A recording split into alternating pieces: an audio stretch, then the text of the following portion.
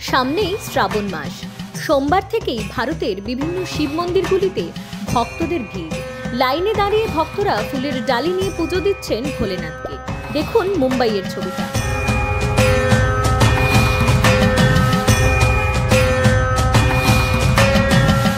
একই রকম ভাবে হরিদ্বারেও বিভিন্ন শিব মন্দিরগুলিতে এদিন দেখা গেল ভক্তদের ভিড়। বিশেষ করে হরিদ্বারের ডাকেশ্বর শিব মন্দিরে ভক্তরা সকাল থেকে জড়ো হয়েছিলেন দেবাদিদেবের পুজোর উদ্দেশ্যে।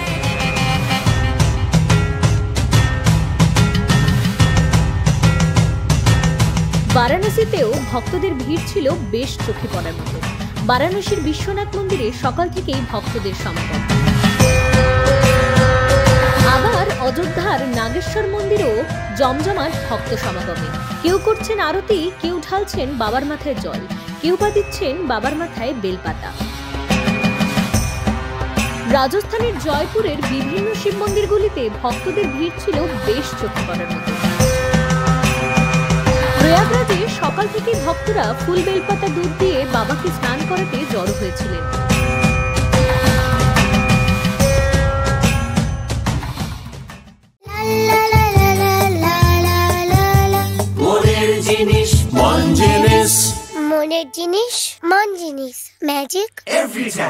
মন্দিরে মন্দিরে ভক্তদের আকুতি ছিল চোখে পড়ার মতো।